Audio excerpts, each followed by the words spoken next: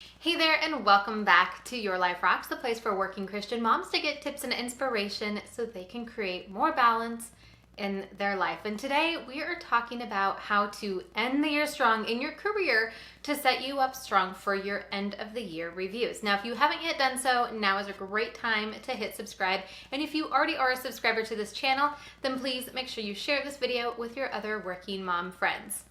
Now, today's video topic is taken right from inside of our holiday lifestyle guide. You can grab your guide completely for free inside the Your Life Rocks app. We will link to it down below, but you can find it in your app store. Just search Your Life Rocks. And in there, you will find podcasts, our seasonal lifestyle guides, and so much more. Now, I don't know about you, but every single year-end reviews seem to come out of nowhere, and they add so much extra time and attention on my already full plate. But if done right, it can be a simple process and can really help you to move forward in your career in a big way. And even if you're not one that is currently wanting to move forward in your career, by going through the 3 steps that we're going to be covering in this video, it will set you up for some strong negotiating power. Whether you want to negotiate for more pay, more time off, a more flexible schedule, whatever it is that will make balance easier for your life, this is the way to get that from your career. All right, step number 1. Review the goals that you have already had set for this year. Now, these are goals that you might have given yourself, goals that maybe your boss gave to you, your organization has, your department has, whatever they are. It's important that you review them and know what it is that you've set your target for at the beginning of the year. You know, so often we set these goals at the beginning of the year, or we're giving goals at the beginning of the year, and we don't think about them again until it's time for our annual reviews and we're asked to write a paragraph on what we did and we're like, I don't even know. So use this time wisely to really be thinking about what those goals were. Pull out those documents, those old emails, do a search, find those reviews that you had from last year when you set those goals for the beginning of the year and get some clarity on what those expectations were. Now, if your organization does quarterly goals or a mid-year check-in, it will be a little bit easier, but you still want to make sure you are crystal clear on what the expectations in which you're going to be measured against. Step number 2, you want to collect all of your evidence. Yes, evidence.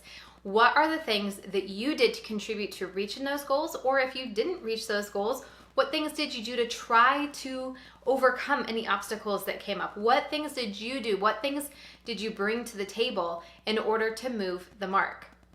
How did you contribute to your organization, your department, and your role over the last year?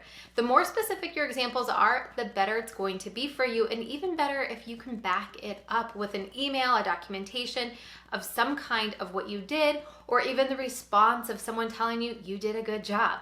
That is all evidence that you want to gather around the goals that you set.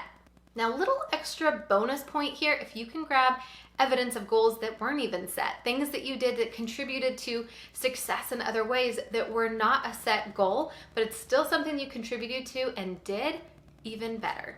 Okay, and a little side note here, if this is a really hard step for you to do, meaning you can't find everything that you need, do yourself a favor, your future self a favor, and create a folder on your computer and a folder in your email that you can easily add things to as you move throughout the next year. So this process is a lot easier for you in the future.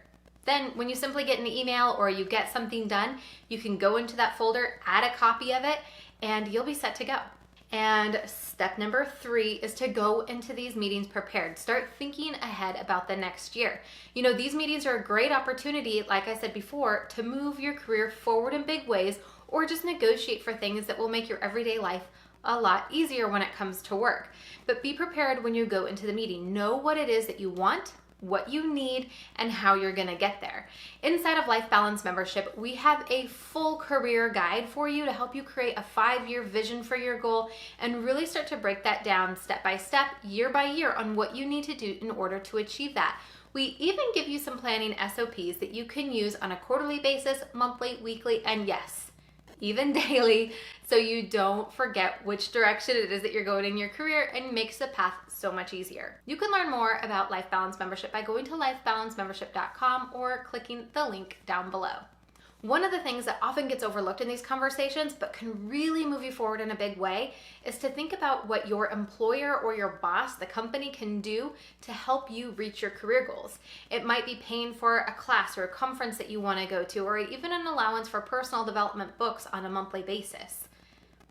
But when you know what it is that you need in order to get to where you want to go, then you can much more clearly ask for those things and most likely get them. After all, it is going to benefit the company when you're growing in your skill level. Do you have any tips that you would like to share with other working moms on what has made your end of year review process a lot easier? Make sure you put it down in the comments below. We would love to hear from you, love to learn from you as well. And don't forget, when you're listing your accomplishments, think about all of the ways that you had to pivot this year and do things differently because of COVID-19 and the changes that had in your workplace.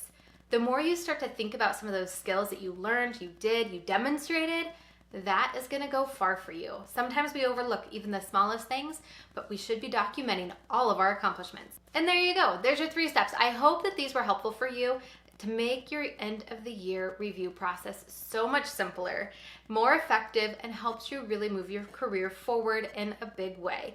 You can check out this article along with articles on your faith, marriage, parenting, health, home, career, finances, and friends and fun inside of our free holiday lifestyle guide inside the Your Life Rocks app. Check it out. And until next time, keep building a life that rocks. Bye.